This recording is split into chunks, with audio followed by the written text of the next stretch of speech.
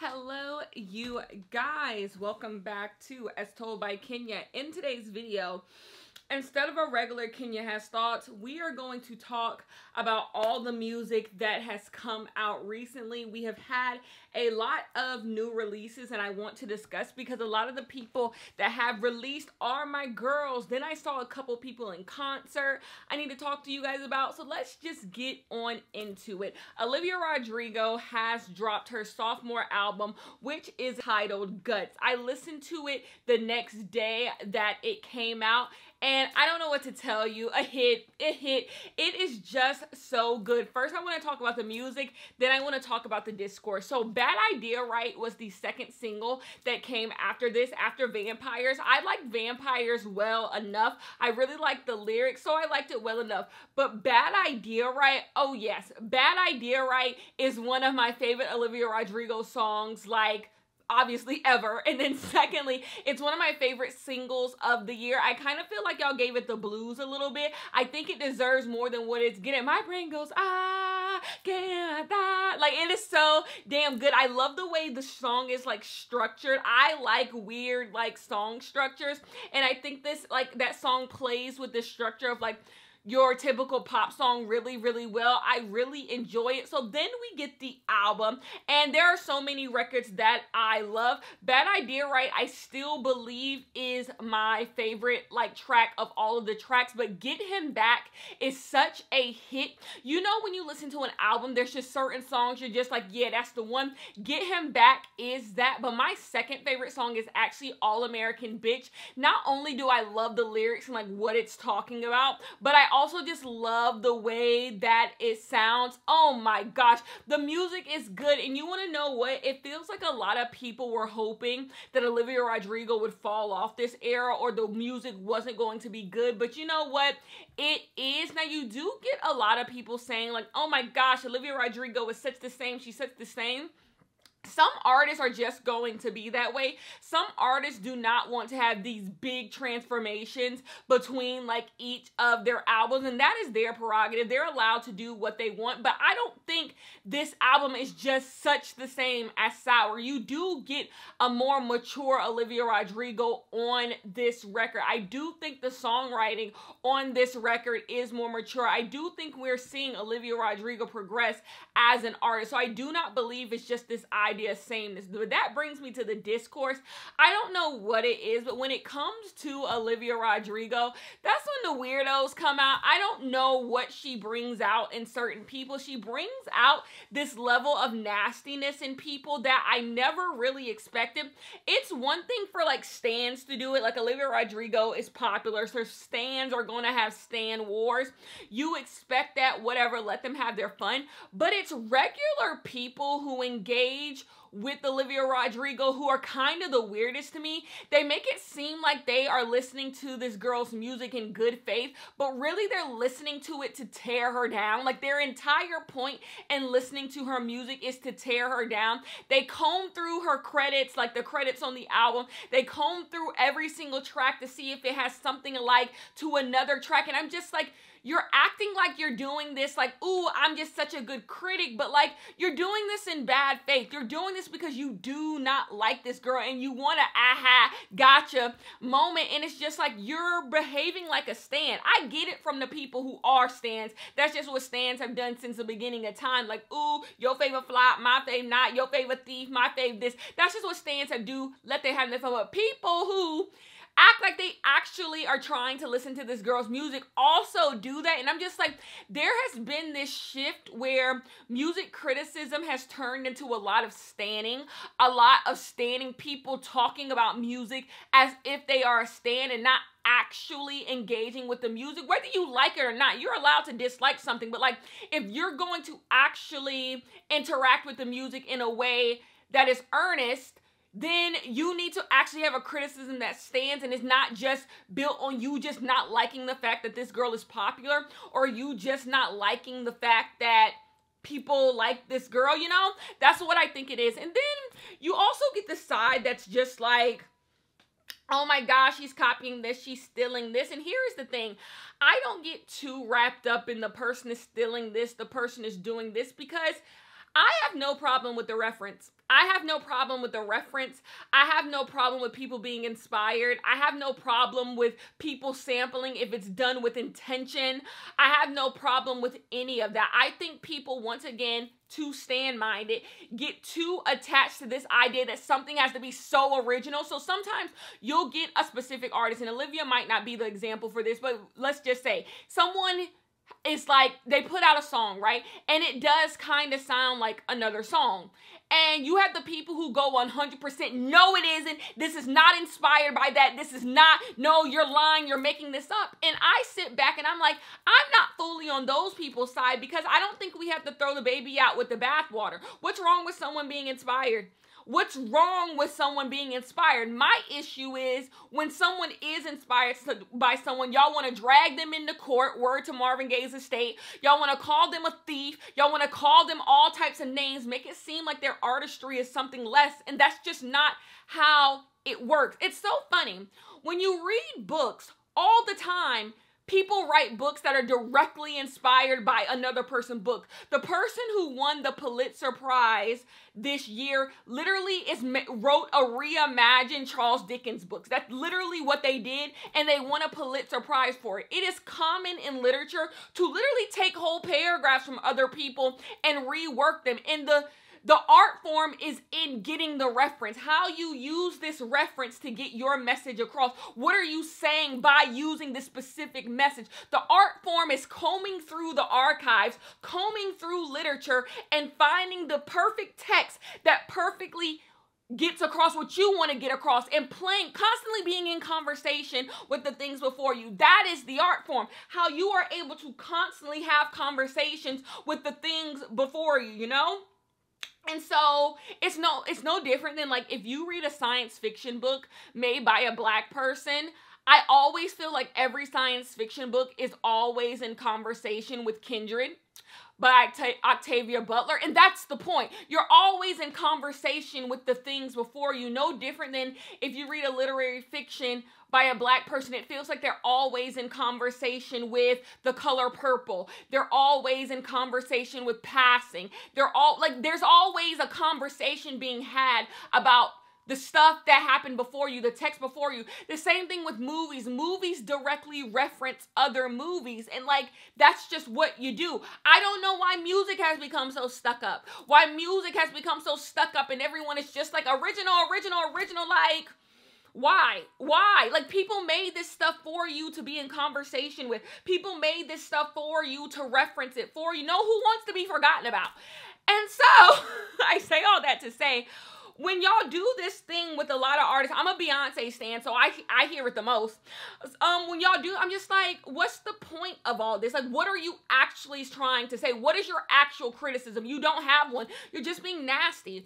Anyways, I very much so enjoy the album, and you know, I like it. I like it. I don't know what to say. And I really don't understand why people get so weird about Olivia Rodrigo. I really don't. I don't understand it. Someone have to explain it down in the comments. Another person who dropped an album was Hozier. Hozier dropped his third album. And you want to know what? I'm going to tell you what my favorite records are. It's called Unreal Unearthed. I didn't know if it was Unearthed Unreal or Unreal Unearthed. So I had to go look. My favorite tracks on the album are Anything But. If you have not listened to Anything But, please do. It's a love song, but it's just so good. I love me an over-the-top and outrageous love song, and that's what Anything But is.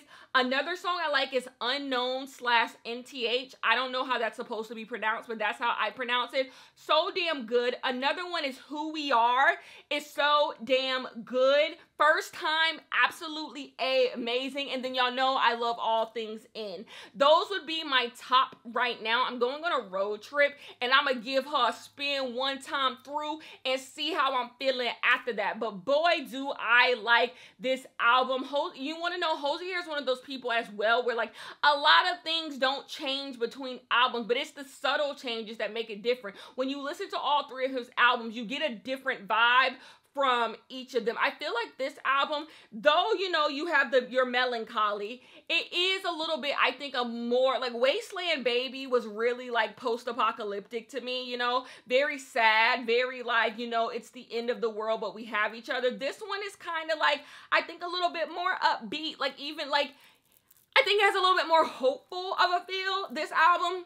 Anyways, I don't know what to tell you. I really do like Hozier's album, and Pitchfork, y'all can go to hell. I don't know what to tell you.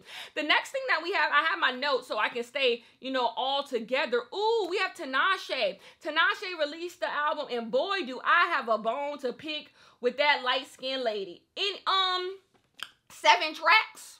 7 tracks. Tinashe, we waited for 7 tracks. Tinashe, we waited for 7 tracks. If you guys do not know, I am a Tinashe stan. There's just something about Tinashe that I think she fills a void in music that, like, is, like, huge. Like, I don't think anyone is really making music like Tinashe is making music. It's poppy, but it's also R&B. And the biggest thing about it is it's visionary as well. Like, you can tell that she's trying to do stuff that a lot of people aren't doing right now. When people say that she is Janet Jackson's daughter, I 100% agree. Like, I just love me some Tinashe. I love me a video. Stop what you're doing. X out of this video and go watch the Needs music video and see how she shit down that aisle. See how she shit down that aisle, that grocery store aisle. It is so good. But the best song on Needs is Talk to Me Nice. Talk to Me Nice. Go listen to it. Go listen to Tinashe album. It's only 7 goddamn tracks. Me and the rest of the Tinashe stands, we looking for you guys. I clicked on this album and I saw 7 tracks. I had to go back to her homepage to see if I clicked the wrong damn thing. I'm like, did I click the wrong thing? Like, ain't no way this 7 damn tracks. And I saw people on social media was like, oh my God, 7 tracks. What is this? This feel like an EP. And I didn't know who they was talking about, but they was talking about my girl. But no, Talk to Me Nice is the best record on here. And go listen to Needs if you want to. No, go watch the Needs music video if you want to cleanse your palate. But we definitely need a deluxe. The next thing we are going to talk about is bongos. Cardi B and Meg Thee Stallion have teamed up again and given us bongos. And you want to know what? I said this on Twitter and I'm standing on it. Y'all being strict. Y'all being strict. No, I do not think bongos is as good as WAP. WAP was just a cultural moment. Cultural shift. They had to shift the vibes. They shifted the vibes with WAP. And I don't think bongos is that. But bongos is perfectly damn good. I'm waiting for somebody to put it on a Peloton playlist. I'm waiting for one of the instructors on Peloton to put it on a playlist. And I just know bongos during a climb, or if you do Tabata, bongos during a Tabata section is going to go so goddamn hard. I like bongos. And you want to know what I really like about goddamn bongos? Number 1, the video. And number 2, Meg Thee Stallion's verse. I cannot believe, and this, I think I said this when Traumazine came out. There is a group of people on the internet who act like they know so much about music, and they were the loudest ones speaking on Meg Thee Stallion musically. But I always said, I don't think these people actually listen to Meg Thee Stallion music. I do not think they click play on Meg Thee Stallion's albums, and they do not listen to her music. And so they were the main ones talking about Meg Thee Stallion lyrically, saying all of her music sounds the same, and I'm just like, have you listened to a Meg Thee Stallion project? And when Traumazine came out, I said that because I genuinely believe Traumazine was one of the best albums that came out that year. Traumazine is so good. You want to know what? I'm pulling Traumazine back up because I don't think y'all fucking get how much Traumazine meant to me. And I said that, and I thought it was absolutely ridiculous that it was not nominated for a Grammy, because I was just like, this is Meg Thee Stallion's best work. And so the other day, someone tried to compare Meg Thee Stallion to DaBaby, and I'm just like, and this is proving my point again, that a lot of people who engage with Meg Thee Stallion in a negative way are not listening to her records. Have your opinion on Meg Thee Stallion, but if you are not clicking play on her shit, shut the fuck up. Shut the fuck up. Like, what are you talking about? And that's why something about when Traumazine came out in 2022, and people were discussing Meg make the same music, Meg do this, I'm just like, we're not seeing, like, NDA Budget is so good. Y'all know how I feel about Ungrateful. And anyone who knows me knows the Budget era. Budget was the thing that made me come around the Lotto. I used to give Lotto the blues, but Budget was the thing that made me come around to Lotto. Budget is so damn good. Like, I could not understand why people were being so hard on her.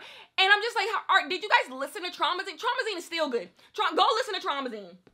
So anyway, Meg Thee Stallion once again gives us another stellar verse because Meg Thee Stallion is a great MC.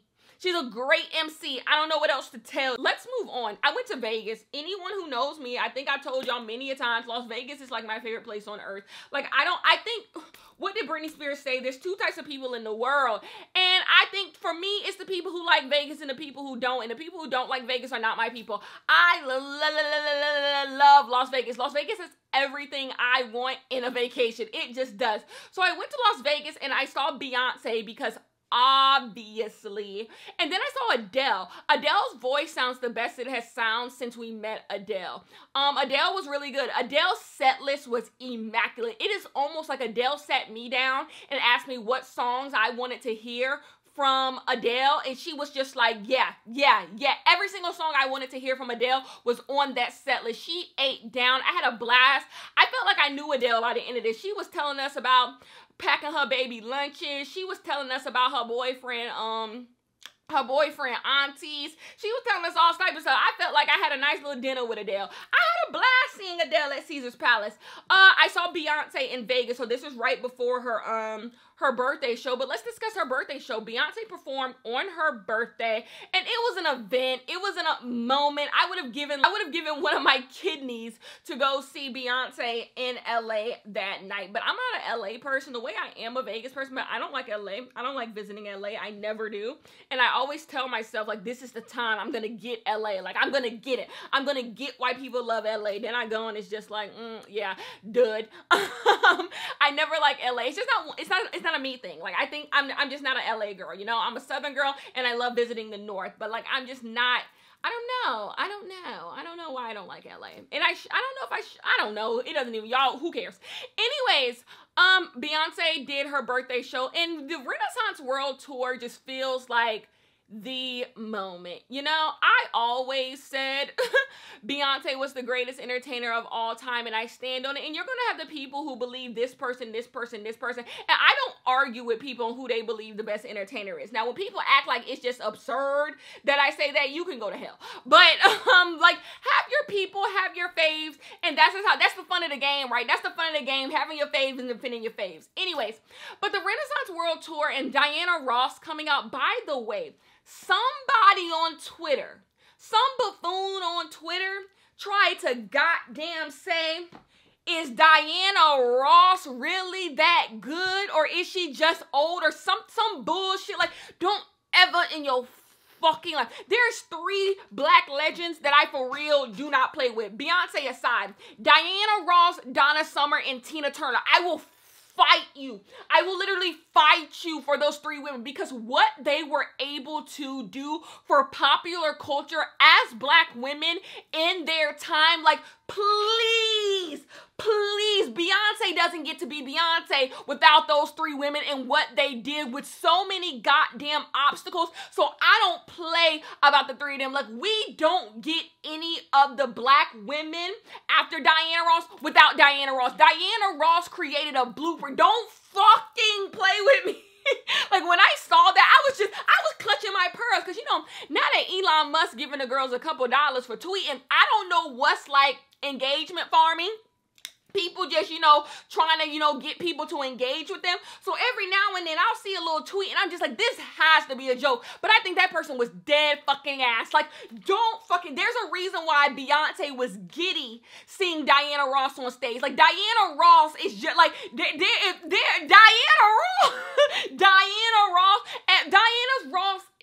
Ross is your fave's fave. Diana Ross is your fave's fave. But like, it's just a moment to have someone like Diana Ross, who has done what Diana Ross do. Give Beyonce her tens, sing happy birthday to Beyonce. It's just like a moment. That entire birthday show was just like a moment. I look at the Renaissance World Tour so fondly. So fondly. The records Beyonce is breaking. The Renaissance World Tour is going to bring in over $500 million. And it just feels like being a Beyonce stan has all worked up to this moment. There is an amazing piece written in the LA Times that I will link down below that is just so good. And in this piece, they talk about like what Beyonce means to Black womanhood and like what Beyonce's birthday show means to Black women. It's so damn good because they were able to put into words what I have felt for the past like 20 some odd years being a Beyonce stan. I always say, I will never forget seeing the Independent Woman video for the first time and laying eyes on Beyonce, and I just thought that was the epitome of Black womanhood. Like, when I was young and just looking at Beyonce and Kelly and Michelle, I remember watching the Cater to You BET Awards performance, and I just thought that was grown. Like, these are grown Black women. Like, when I get to that age where I look like them and act like them, I will be a grown Black woman. Like, that's just what Beyonce and Kelly and Michelle and LaToya and LaTavia have meant to Black culture. And growing up watching them, my dad was a big Destiny's Child fan. He had all the CDs, and I remember looking at the Writing on the Wall CD, and me and my sisters would like see who we were on the cover. Like, it was just a moment, and I don't know. The Renaissance World Tour just feels like everything has come together, and the circle is like now closed, and it just baffles me that Beyonce is only 42. And when you see someone like Diana Ross still on stage, like what Beyonce could be doing in 20 years. Like, who's to say this shit should stop now? You know what I'm saying? Like, the woman that she is. Miley Cyrus released another part of like Endless Summer Vacation. No, she didn't. She released one song. I am not quite sure where this fits in like Miley's like entire like thing. There's rumors that Miley Cyrus might do the Super Bowl. Y'all know I would be there for that. I also would love to see Usher do the Super Bowl. You know, I'm just here, you know. Whatever happens, happens, but I would love to see Miley do a Super Bowl. I would love to see Usher do a Super Bowl. I would love to see the people do name a girl, I probably want to see them do the Super Bowl. Anyways, Used to Be Young is so good. It's so funny. When they were teasing Used to Be Young, I was kind of like, okay, here we go. Like, what is this going to be about? I knew it was going to be, like, ballady. And I'm like, do I need another Miley ballad? Let's see. I listened to it and fucking loved it. I was at Adele's show, and Adele was talking about how much she loved the song. And Adele took the words right out of my mouth. Like, there's something so nostalgic. And it's so good to, like, hear someone embrace their like past, but also talk about like moving forward. I loved it. It tugs on my heartstrings. Anything else I want to talk about? That is that on that. Yeah, those are my music thoughts. I will see you guys in the next one. Peace.